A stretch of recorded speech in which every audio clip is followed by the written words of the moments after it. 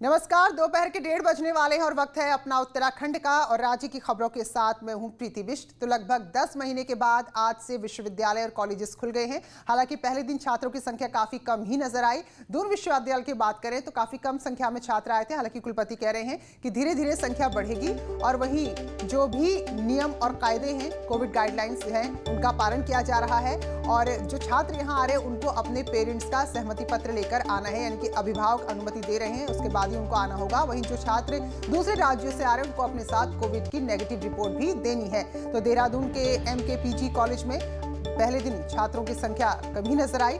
हालांकि जो practical subject के छात्र हैं वही यहाँ पर ज्यादा नजर आ रहे थे। फिजिक्स, केमिस्ट्री ऐसे विषय के छात्र प्रैक्टिकल करती नजर आई। तो छात्रों का कहना है कि कोविड का डर तो जरूर है, लेकिन अब जबकि कॉलेज खुल गए हैं, विश्वविद्यालय खुल गए हैं, तो उनकी पढ़ाई में आसानी होगी। कोविड भी होगा तो फिर पढ़ाई तो कंटिन्यू करनी है ना उनको। और प्रैक्टिकल सब्जेक्ट्स की पढ़ाई मतलब क्योंकि ऑनलाइन नहीं हो सकती। हाँ जी, प्रैक्टिकल तो हमको खुद ही करना पड़ेगा। तो कोविड का वैसा डर नहीं है आप लोगों को? डर तो क्यों नहीं है, बट करना तो है ही। फिर नहीं, इजी तो नहीं है, बट ये है कि कोविड के जैसे केसेस बढ़ रहे हैं या कुछ भी है तो वो हमें अपनी रूटीन में तो रहना ही पड़ेगा, क्योंकि अब हम लोग जैसे हमारा प्रैक्टिकल सब्जेक्ट्स हैं तो वो हम लोग ऑनलाइन नहीं कर पा रहे हैं, तो इसलिए हमें करना पड़ेगा। एक्सपीरियंस तो पहले से तो बिल्कुल अलग है। अभी हमें बहुत सेफ्टी का ध्यान रखना पड़ रहा है। वैसे लैब में तो रखना ही पड़ता था, पर अब मतलब जैसे हम कॉलेज में एंट्री करते हैं पहले सैनिटाइज होते हैं ढंग से, पूरा हमें मास्क वगैरह पूरा कवर है हम, तो इस कारण से हम यहाँ पे डिस्टेंसिंग में भी बहुत है और इस कारण से हमें मतलब सेफ्टी का ध्यान रखना पड़ रहा है। सैनिटाइजेशन है, बच्चों को दूर दूर रखना है और सारा सब चीज़ फॉलो करना है। और जो बाहर से बच्चे आ रहे हैं, जो बाहर से बच्चे आएंगे तो उनका कोविड टेस्ट भी हम लोग करेंगे। जो उत्तराखंड से हैं तो उनका भी सोचा है गया है कि कोविड टेस्ट न किया जाए, क्योंकि उत्तराखंड में वैसे भी वो जा ही रहे हैं इधर उधर। और वहीं बात करें घने कोहरे की तो रेल सेवा, हवाई सेवा सब पर ब्रेक लग गया है। जॉलीग्रांट एयरपोर्ट की हवाई सेवाएं प्रभावित हुए हैं। सुबह 7 बजे दिल्ली जाने वाली स्पाइस जेट की उड़ान को रद्द करना पड़ा। वहीं मुंबई से 8 बजे आने वाली उड़ान को भी कोहरे की वजह से रद्द करना पड़ा। इसके अलावा इंडिगो की दिल्ली और मुंबई की फ्लाइट भी कोहरे के चलते कैंसिल हो गई है। और सुनील और प्रभात हमारे सहयोगी फोन लाइन पर जुटे हैं। तो सुनील, पूरा असर है कोहरे का मौसम का? आज देखा गया कि पूरा देहरादून और आसपास के क्षेत्रों में सुबह से घना कोहरा था और जिसका असर हवाई सेवाओं पे भी पड़ा। हालांकि बहुत सारी सेवाएं जो स्पाइस जेट और इंडिगो की थी, जो दिल्ली और मुंबई से आनी थी, इनकी उड़ान कल ही रद्द करने की घोषणा कर दी गई थी। लेकिन आज सुबह भी जो कुछ फ्लाइटें आनी थी या फिर जॉलीग्रांट एयरपोर्ट से जिन फ्लाइटों को मूव करना था, वो विजिबिलिटी कम होने के कारण नहीं चल पाई, उनमें डिले हुआ और करीब 11 बजे जाकर जब विजिबिलिटी क्लियर हुई उसके बाद ही फिर उड़ान चालू हो पाई। चलिए, शुक्रिया आपका सुनील जानकारी के लिए। तो विजिबिलिटी काफी कम है कोहरे की वजह से, जिसके चलते महत्वपूर्ण उड़ानों को भी रद्द करना पड़ा है।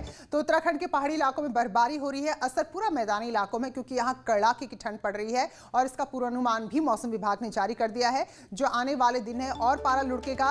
अगर बात करें हरिद्वार, उधम सिंह नगर की, तो अधिकतम तापमान 15 डिग्री तक रहने का अनुमान है। वहीं न्यूनतम तापमान की बात करें तो 4 से 5 डिग्री तक पारा नीचे गिर सकता है। आज देहरादून में कोहरा छाया रहा, हालांकि दोपहर तक कोहरा छट गया है। उधर मौसम विभाग का कहना है कि अगले 3 दिन तक सुबह और शाम मैदानी इलाकों में कोहरा पड़ेगा और साथ में कड़ाके की ठंड भी पड़ेगी।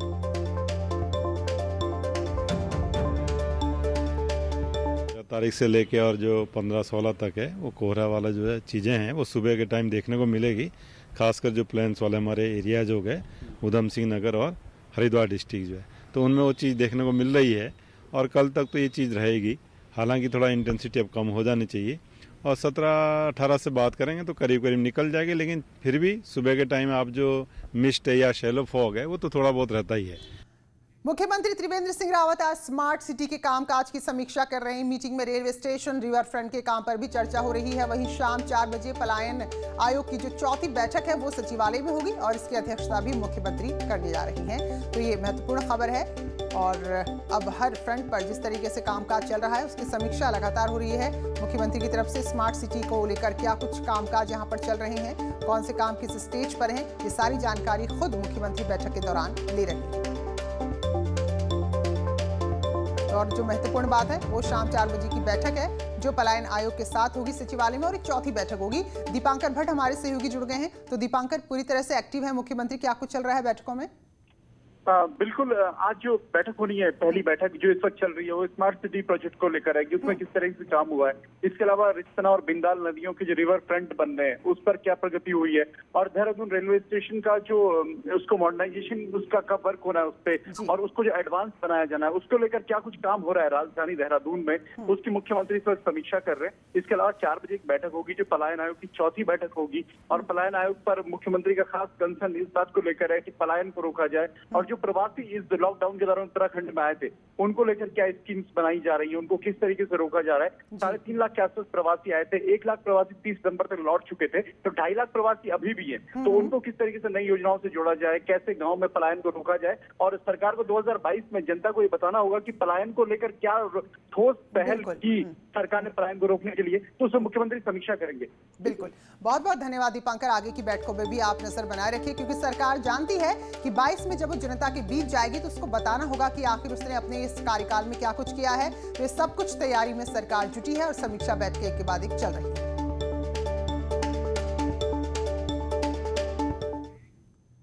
तो मुख्यमंत्री समीक्षा बैठकें कर रहे हैं, कई जगह का दौरा कर रहे हैं, और हाल ही में राष्ट्रीय अध्यक्ष पार्टी के आए थे और उन्होंने भी यहां पर संगठन को मजबूत करने की कवायद शुरू की है। तो वहीं बीजेपी की तैयारियों के बीच में कांग्रेस किस तरह की तैयारी कर रही है, इस रिपोर्ट में देखिए।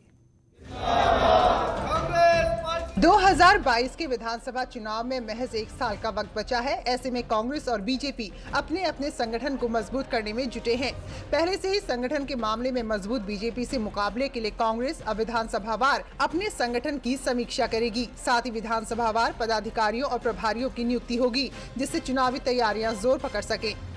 जो भी पदों पर बैठे लोग हैं प्रदेश स्तर पर, सबको विधानसभाएं सौंपी गई हैं, जिसकी सूची 2-4 दिन में आपको पता चल जाएगी। सब दायित्व सौंपे गए हैं, इसी पर सब काम कर रहे हैं, और इसके लिए फिर एक बार हम बैठेंगे। अभी तो मैं और प्रदेश अध्यक्ष दिल्ली जाकर इसी काम को फाइनल कर लिया है। दूसरी तरफ सत्ता में होने के बावजूद दिन रात चुनावी तैयारियों में लगी बीजेपी कांग्रेस की तैयारियों को गंभीरता से लेने के मूड में नहीं है।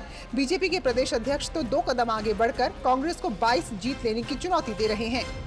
4 साल तक उन्होंने ऐसा नहीं किया, अब कर रहे, चलो देर आए दुरुस्त आए, आ रहे, अच्छी बात है, विपक्ष है, उनको अपनी भूमिका निभानी चाहिए, लेकिन कहीं दूर तक भी भारतीय जनता पार्टी का कोई सानी नहीं है। भारतीय जनता पार्टी 60 सीट लेकर सरकार बनाएगी, इसमें कोई इफ एंड बट लगा नहीं सकेगा। राजनीति में जुबानी जंग अपनी जगह है, लेकिन इतना साफ है कि बीजेपी और कांग्रेस दोनों के लिए चुनाव आसान नहीं रहने वाला। इसलिए दोनों ही पार्टियां संगठन को धार देने में जुटी हैं, जिससे 22 में सत्ता के शिखर पर पहुंचा जा सके। न्यूज़ 18 के लिए हल्द्वानी से शैलेंद्र नेगी की रिपोर्ट।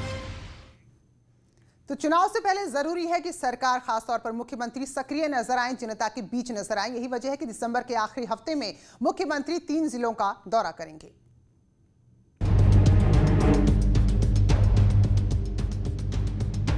बूथ जीतो, उत्तराखंड जीतो, ये मंत्र बीजेपी के राष्ट्रीय अध्यक्ष जेपी नड्डा ने अपने उत्तराखंड दौरे में कार्यकर्ताओं को दिया। जेपी नड्डा कार्यकर्ताओं में जोश भरकर गए कि उनकी मेहनत ही 2022 में जीत दिलाएगी। कार्यकर्ताओं में इसी उत्साह को बनाए रखने के लिए खुद सीएम जिलों और विधानसभा क्षेत्रों में जाएंगे, जहां जनता से भी बातचीत करेंगे और कार्यकर्ताओं से भी। नड्डा जी यहां पर आए, उन्होंने 4 दिन उत्तराखंड को दिए, तो उसका एक बहुत व्यापक असर पार्टी कार्यकर्ताओं में है, आम पब्लिक में है, और जिस तरह से उन्होंने कार्यकर्ताओं को उत्साहित किया है, प्रोत्साहित किया है, निश्चित रूप से जो आगे का मार्ग है हमारा, वो उससे प्रशस्त होगा। जिलों में योजनाओं की समीक्षा और रात्रि प्रवास का काम मुख्यमंत्री पहले ही शुरू कर चुके थे, लेकिन बाकी बचे जिलों का दौरा दिसंबर के आखिरी हफ्ते में होगा, जिनमें 28 दिसंबर को अल्मोड़ा, 29 दिसंबर को चमोली और 30 दिसंबर को रुद्रप्रयाग का दौरा होना है। 28 दिसंबर को मैं इसकी शुरुआत करूंगा, और अभी क्योंकि मैं पिछले महीने मैं जिलों में गया, वहां पर मैंने रात्रि प्रवास किया, तो मेरे 3 जिले अभी रह गए हैं जहां पर मेरा प्रवास नहीं हो पाया, रात्रि प्रवास नहीं हो पाया। गया तो हूं लेकिन रात्रि प्रवास नहीं हो पाया, तो उसकी शुरुआत मैं अल्मोड़ा से करूंगा, और पहले फेज में अल्मोड़ा, चमोली और रुद्रप्रयाग, इन 3 जनपदों में मैं जाऊंगा। साफ है, राष्ट्रीय अध्यक्ष के आदेश और निर्देश को मुख्यमंत्री अपने दौरों में आगे बढ़ाएंगे और अपनी सरकार की बड़ी योजनाओं और उपलब्धियों को जनता तक पहुंचाएंगे। दीपांकर भट्ट, न्यूज़ 18, देहरादून।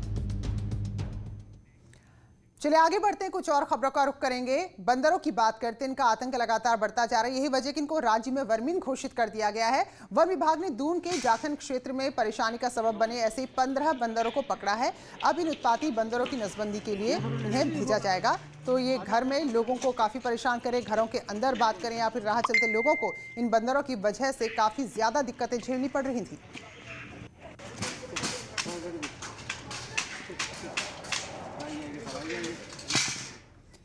कॉर्बेट से लगे कोटद्वार और आसपास के इलाकों में पर्यटन के लिहाज से दिन बहुर सकते हैं। कोटद्वार से लगे कॉर्बेट टाइगर रिजर्व के पाखरो बफर जोन में सिंगापुर के तर्ज पर टाइगर सफारी बनाई जाएगी और टाइगर सफारी के लिए ये देश का ऐसा पहला स्पॉट होगा जहां टाइगर रिजर्व के अंदर ही पर्यटक टाइगर सफारी का भी आनंद ले सकेंगे। वन मंत्री का कहना है कि इससे कॉर्बेट के रामनगर वाले हिस्से में पर्यटन का जो दबाव है वो थोड़ा सा कम होगा और वो कोटद्वार शिफ्ट हो जाएगा।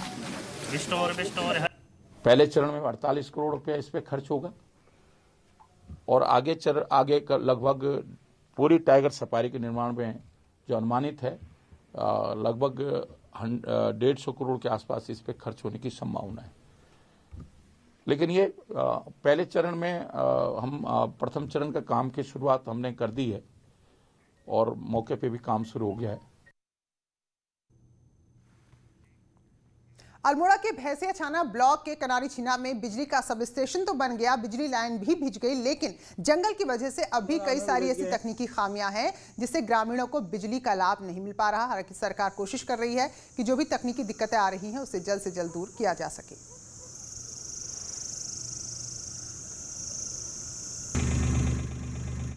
पहले बन चुका था लेकिन वो अभी चालू इसलिए नहीं हो पा रहा है कि हमारा पूरा जंगल है वहाँ, और जो लाइन गई भी है हमारी, आए दिन हमारा शेरा घाट के अंदर आए दिन विद्युत बाधित होती है। वो इसलिए बात है अगर आंधी आ गई, पेड़ गिरा, तार गिरे, तमाम जंगलों से हमारी लाइन गई है। तो इसके लिए थोड़ी विकल्प क्या है करके मैं उसका प्रयास कर रहा हूँ, जल्दी उसका सब स्टेशन वहाँ निर्माण हो और वहाँ की जो विद्युत की जो व्यवस्था है वो सुचारू रूप से चालू हो, ये इसलिए मेरा प्रयास है उसमें। कोटद्वार नगर निगम द्वारा स्टेडियम के पास बने वैकल्पिक ट्रेंचिंग ग्राउंड में कूड़ा डाले जाने को लेकर खिलाड़ियों ने विरोध जताया। ट्रेंचिंग ग्राउंड से उठने वाली दुर्गंध से लोग यहां पर परेशान हैं। इस दौरान आसपास के रहने वाले सैकड़ों लोगों ने, युवा खिलाड़ियों ने आज प्रदर्शन किया और यहां पर कूड़ा डाले जाने का पुरजोर विरोध किया।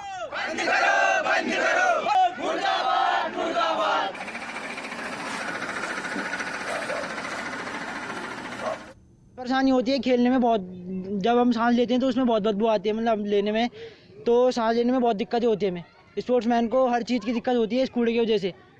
कभी आग लग जाती है कूड़े में तो कूड़े के जो धुआं आता है तब सारा स्टेडियम में आता है। तो हमने एक हफ्ते पहले से नगर निगम के बाहर हमने धरना दिया हुआ है, लगातार 2 घंटे का धरना वहाँ पर कर रहे हैं और हमारे कई मांगे हैं। सबसे बड़ी मांग तो हमारी यही है कि जो कूड़ा जो शहर के बीचों बीच यहाँ पे फेंका जा रहा है वो भी स्टेडियम के बाहर खुले में, जो कि एनजीटी के मानकों का उल्लंघन है। एनजीटी ने इस पर कई बार नगर निगम कोटद्वार को फटकार लगाई है, जुर्माना लगाया है, फिर भी इसके बावजूद ये यहाँ पर कूड़ा डालना बंद नहीं कर रहे हैं। तृतीय केदार भगवान तुंगनाथ के कपाट पिछले माह शीतकाल के 6 महीने के लिए बंद हो गए, लेकिन इसके बावजूद तुंगनाथ धाम पर्यटकों से गुलजार है। यहाँ आने वाले पर्यटकों की भी किसी तरह की रोक टोक नहीं, लेकिन जो सबसे ज्यादा दुर्भाग्य की बात है और जो चिंता की बात है और शर्म की बात है पर्यटकों के लिए, वो ये कि पर्यटक यहाँ कुदरत का आनंद लेने तो आते हैं लेकिन खुद अपने हाथों से कुदरत को बदसूरत कर रहे हैं। यहाँ की बुग्यालों में गंदगी फैली है जिससे हिमालय का इकोसिस्टम वो पूरी तरह से यहाँ पर प्रभावित हो रहा है। वहीं जिलाधिकारी कह रहे हैं कि वन विभाग को इस मामले को देखना चाहिए, लेकिन प्रशासन भी अपने स्तर पर इस समस्या का समाधान करने की कोशिश करेगा। लेकिन जो टूरिस्ट है जो हिमालय के दीदार करना चाहता है वो वहाँ पे जाता है कपाट बंद होने के बावजूद भी, और जो हिमालय के रूल्स हैं उसको फॉलो नहीं करता है। वहाँ पे कचरा फैला दिया, वहाँ पे पॉलीथीन लेके गए और छोड़ दिया। तो इसका जो वो तुंगनाथ चुप्ता का जो पर्यावरण है, वहाँ का जो पारिस्थितिकीय तंत्र है, इस पर बहुत ही बुरा असर पड़ रहा है। इसमें मोस्टली जो रिस्पॉन्सिबिलिटी है वो वन विभाग से संबंधित है, परंतु यदि कोई ऐसी समस्याएं आ रही हैं तो फॉरेस्ट डिपार्टमेंट के साथ समन्वय बैठाते हुए इसके लिए उचित कार्रवाई और व्यवस्थाएं भी बना ली जाएंगी। स्वागत है, ब्रेक के बाद आप देख रहे हैं अपना उत्तराखंड और आइए अब आपको एक ऐसे अंग्रेज अधिकारी की कहानी बताते हैं जो सिर्फ अपने कामों के दम पर आज भी पहाड़ में जिंदा है।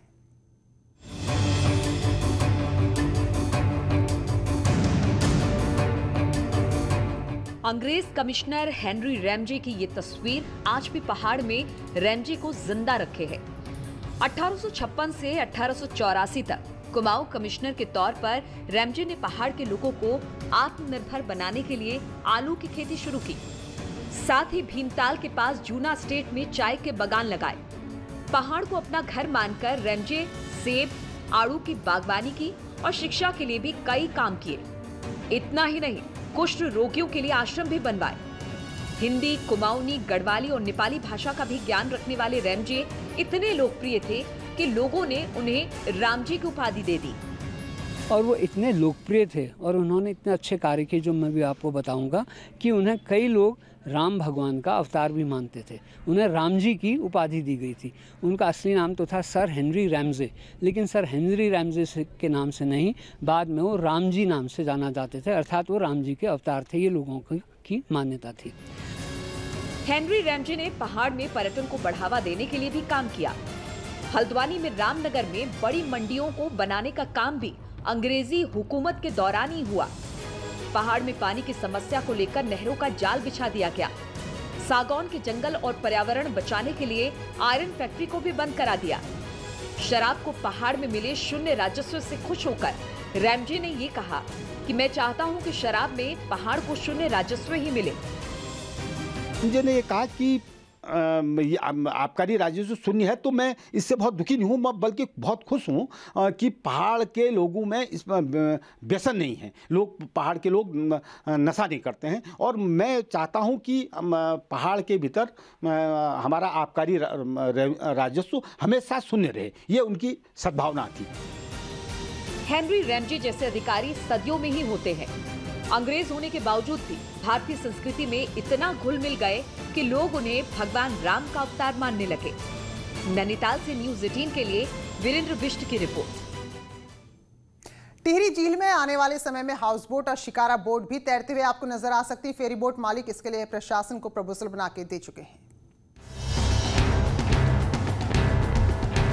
वाटर एडवेंचर में अपनी अलग पहचान बना चुकी टिहरी झील अब बोटिंग और वाटर एडवेंचर स्पोर्ट्स के शौकीनों का पसंदीदा डेस्टिनेशन है। दूर दराज से आने वाले पर्यटक टिहरी झील में लहरों के रोमांच का लुत्फ उठाते हैं। फेरी बोट डोबरा चांठी पुल बनने के बाद से ही बंद हो गई, जिसे रेनोवेट कर हाउस और शिकारा बोट बनाने का प्रस्ताव बोट मालिकों ने प्रशासन को दिया। टिहरी झील में बहुत सारी ऐसी बोटें हैं जिनके कारण लोग आते हैं और 1 से 2 घंटा बोट करके चले जाते हैं, किंतु 2 घंटे के बाद उनके पास कोई ऐसा जरिया नहीं है। अगर शिकारा बोट होगी तो रात टिहरी झील में बिताने का तरीका बनेगा। हम चाह रहे हैं कि प्रशासन हमें उन जो हमारी बोटें हैं उसमें हाउस बोट, शिकारा बोट बनाने का हमें प्रशासन अनुमति दे दे। इससे यहाँ रोजगार भी बढ़ेगा और टूरिस्ट भी बढ़ेगा। वहीं डीएम का कहना है कि इसके लिए मानकों और सुरक्षा की दृष्टि से संभावनाएं तलाशी जा रही है और जल्द ही इस पर मंथन किया जाएगा। और इसके अलावा भी एक प्रस्तावित है जो बोट वहाँ पर ऑपरेटर्स हैं उनके भी यूनियंस जो हैं उनके साथ बैठक। अगर इस तरीके का कोई इशू रेज होता है तो वो जरूर लुक इन किया जाएगा, क्योंकि हम हर संभव प्रयास कर रहे हैं कि टिहरी झील में विभिन्न जो मतलब पर्यटन की एक्टिविटीज होती हैं वो बढ़े। अगर ये प्रस्ताव अमल में आता है तो हाउस बोट और शिकारा बोट टिहरी झील के सैलानियों के लिए एक नया तरह का एडवेंचर होगा और रोजगार के लिए भी नए रास्ते खुलेंगे। टिहरी से न्यूज़ 18 के लिए सौरभ सिंह की रिपोर्ट। कार्तिक माह की दीपावली के 1 महीने बाद मनाई जाने वाली मंगसीर की बग्वाल की धूम इन दिनों उत्तरकाशी के अलग अलग गांवों में देखने को मिल रही है। उत्तरकाशी के भटवाड़ी डुंडा में कई गांवों में बग्वाल की रौनक है। इस दौरान भारी संख्या में ग्रामीणों ने खेतों में भेला खेला और इस त्योहार को हर्षोल्लास के साथ मनाया है।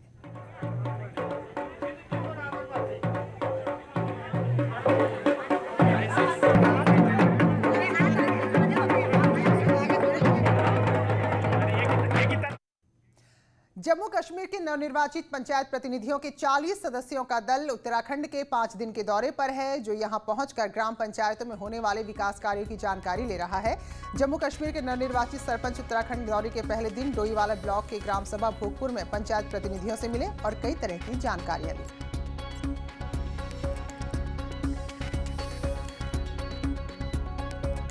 चीज़ें जो हैं सीखने को मिलेंगी। अभी जिस पंचायत में हम खड़े हैं यहाँ पे भी कहीं ना कहीं कुछ चीज़ें जो हैं, जैसे क्लस्टर की बात चल रही थी, उस तरीके से बड़ी ऐसी चीज़ें जो हैं हमें सीखने के लिए अभी मिल रही हैं और उम्मीद रहेगी कि हम ऐसे मॉडल जो है अपनी पंचायती में वहाँ पे तैयार कर सकें, क्योंकि हमारा जो एरिया है आधे से ज़्यादा बॉर्डर बेल्ट का एरिया है, तो हमारी पूरी कोशिश रहेगी कि वहाँ पे भी कहीं ना कहीं ऐसे मॉडल वहाँ पे तैयार किए जाएं।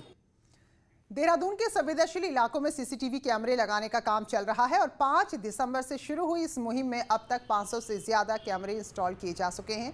सभी कैमरे जनप्रतिनिधियों के सहयोग से लगाए जा रहे हैं। तो देहरादून में अब तक करीब 2700 सीसीटीवी कैमरे लगे थे, जिनमें से कुछ बंद हो गए थे या कुछ आउटडेटेड हो गए थे, लेकिन अब उन्हें रिपेयर करके बदला जा रहा है। वहीं अब देहरादून में 3200 सीसीटीवी कैमरे लगा दिए गए ताकि चप्पे चप्पे पर नजर रखी जा सके।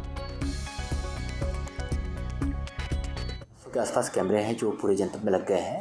ये ड्राइव अभी चली रही है हम लोगों की, और जो भी इसमें आवश्यकता महसूस होगी, जहाँ पर लगता है कि रिक्वायरमेंट है, उस हिसाब से कैमरे और भी लगाए जाएंगे। इसके बाद हम लोग एक इसमें मॉक एक्सरसाइज करने की कोशिश करेंगे, कहाँ पर हमारी कमियाँ हैं उनको पकड़ने का प्रयास करेंगे।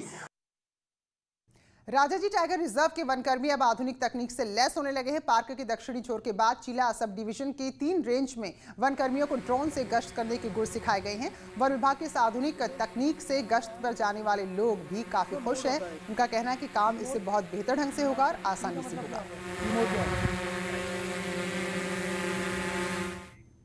तो इसी खबर के साथ उत्तराखंड के बुलेटिन में फिलहाल इतना ही, लेकिन छोटे से ब्रेक के बाद भी खबरों का सिलसिला जारी है।